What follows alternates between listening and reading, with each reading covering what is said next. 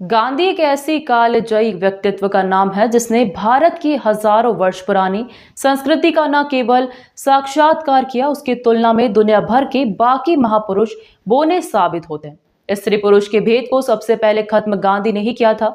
महिलाओं की भागीदारी के बगैर गांधी के आंदोलन की कल्पना नहीं की जा सकती। गांधी ने धर्म भेद और जाति भेद की अस्मिता को समाप्त किया और धर्मनिरपेक्षता का झंडा पूरी ताकत से बुलंद किया। आपको बता दें, यह बात 155वीं गांधी जयंती के अवसर पर गांधी का धर्मनिरपेक्ष भारत विषय पर आयोजित व्याख्यान देते हुए वरिष्ठ गांधीवादी विचारक उत्तम भाई परमार ने कही। व्याख्यान का आयोजन अखिल भारतीय शांति एवं एकजुटता संगठन, राम मनोहर लोहिया सामाजिक समिति, केंद्रीय श्रम संगठनों की संयुक्त अभियान समिति, असंगठित कामगार एवं कर्मचारी कांग्रेस और विचार मंच ने किया। परमार ने आगे कहा कि गांधी विदेश से पढ़कर 1915 में भारत आए और उन्होंने पूरे देश के गांव-गांव घूमे और यहाँ की गरीबी, अशिक्षा, भूखमरी को बहुत करीब से देखा और अलग-अलग प्रयोग कर देश को जगाने का प्रयास किया, जिसमें वे सफल भी हुए। अपने अध्यक्षीय उद्बोधन में समाजवादी विचारक सुभाष खंडेलवाल ने कहा कि गांधी व्यक्तित्व नहीं विचार थे, वे प्रयोगधर्मी नेता थे। उन्होंने सत्याग्रह का आविष्कार किया। गांधी ने अबोले को बोल दिए और उसे समाज की मुख्य धारा से जोड़ा। वे धर्म निरपेक्षता के सबसे बड़े हामी थे। गांधीवादी विचारक अनिल त्रिवेदी ने कहा कि भारत हमेशा से धर्मनिरपेक्ष रहा और यहाँ के आमजन को किसी धर्म या पंथ से कभी कोई दिक्कत नहीं हुई।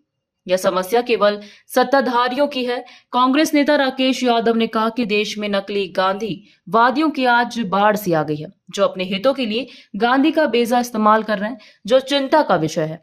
कार्यक्रम के प्रारंभ में अखिल भारतीय शांति एवं एकजुटता संगठन के महासचिव अरविंद पोरवाल ने कहा कि धर्मनिरपेक्ष भारत को हमने संविधान द्वारा अंगीकार किया है और आज देश में कतिपय ताकतों द्वारा इसे चुनौती दी जा रही है।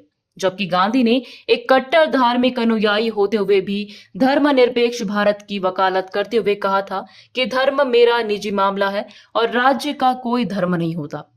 इजराइल फिलिस्तीन विवाद पर भी गांधी का स्पष्ट मत था कि अरबों का फिलिस्तीन पर उतना ही हक है जितना अंग्रेजों का इंग्लैंड और फ्रांस लोगों का फ्रांस पर है। इस अवसर पर धर्मनिरपेक्ष भारत और इजराइल फिलिस्तीन विवाद पर गांधी के दर्शन और विचारों पर आधारित एक ब्रोशर का विमोचन भी किया गया। इस मौके पर शर्मिष्ठा बनर्जी ने संगीत की धुन पर गांधी जी का प्रिय भजन वैष्णव जन तो तेरे कहिए के बाद साहिर लुधियानवी का गीत सर झुकाने के कुछ नहीं होगा और नीरज की गजल अब तो कोई ऐसा मजहब चलाया जाए सुनाकर खूब दाद बटोरी। अतिथि स्वागत फादर पायस, सुभाष नाडाडे, योगेंद्र महावन ने किया। मिलिंद रावल, अशोक दुबे, रुद्रपाल यादव ने प्रतीक चिन्ह प्रदान किए। कार्यक्रम का संचालन विवेक मेहता ने किया। आभार माना श्याम सुंदर यादव ने। इस मौके पर पद्मश्री जनक पलटा, राहुल निहोरे, शफी शेख, राम बाबू अग्रवाल, रामेश्वर गुप्ता सहित बड़ी संख्या में गणमान्य नागरिक उपस्थित थे। आज यहाँ पर कार्यक्रम जो रखा गया है किस प्रकार का? ये आज गांधी जी की 155वीं जयंती है और इस अवसर पर अखिल भारतीय शांति एवं एकजुटता संगठन, राम मनोहर लोहिया समाज समिति और विचार मंच के संयुक्त तत्वाधान में यह कार्यक्रम रखा है। आज के इस व्याख्यान का विषय है गांधी का धर्मनिरपेक्ष भारत और व्याख्यानकर्ता जो हैं आज के मुख्य वक्ता वो उत्तम भाई परमार सूरत से आए हैं, जो प्रख्यात गांधीवादी हैं। आज के इस आयोजन में जो मुख्य बिंदु हैं वो दो चीज़ों पर हम बल दे रहे हैं। एक तो भारत की धर्मनिरपेक्षता, क्योंकि हमने अपने संविधान द्वारा अंगीकार की है, मगर उसको कतिपय क्षेत्रों से लगातार चुनौती मिल रही है और एक धर्म आधारित राष्ट्र यह बनना चाहिए भारत, ऐसी लगातार कुछ लोग बात करते हैं। हालांकि भारत के आम लोगों में, आम जनता में ऐसी कोई बात नहीं है, मगर वो लगातार इस तरह की बातें करते हैं। तो उसी चीज़ को समझना कि गांधी ने जो धर्म, गांधी जी स्वयं अपने आप को एक कट्टर हिंदू कहते थे और वो हिंदू धर्म का पालन करते थे, मगर जब देश की बात आती थी तो वो एक धर्मनिरपेक्ष भारत की बात करते थे।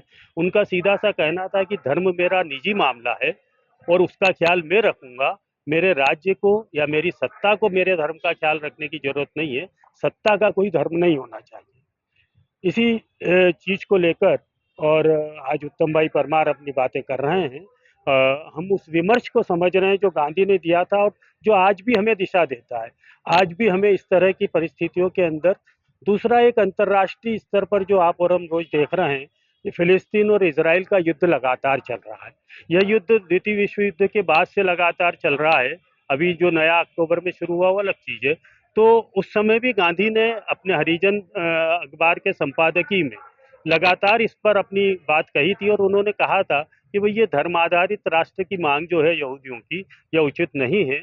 और जो व्यक्ति जहाँ पैदा होता है, जहाँ अपनी आजीविका कमाता है, वही उसका देश होता है और किसी को दूसरे देश की मांग करने की जरूरत नहीं है। उन्होंने साफ कहा था कि अरबों का पैलेस्टाइन पर उतना ही हक है जितना अंग्रेजों का इंग्लैंड पर है या फ्रेंच लोगों का फ्रांस पर है। तो हर देश की अपनी वो है और किसी को दूसरे देश में रहना है तो वो प्यार मोहब्बत से रहेगा। जबरन हथियारों के दौलत के दम पर, आतंकवाद के दम पर उस पर कब्जा तो नहीं करेगा।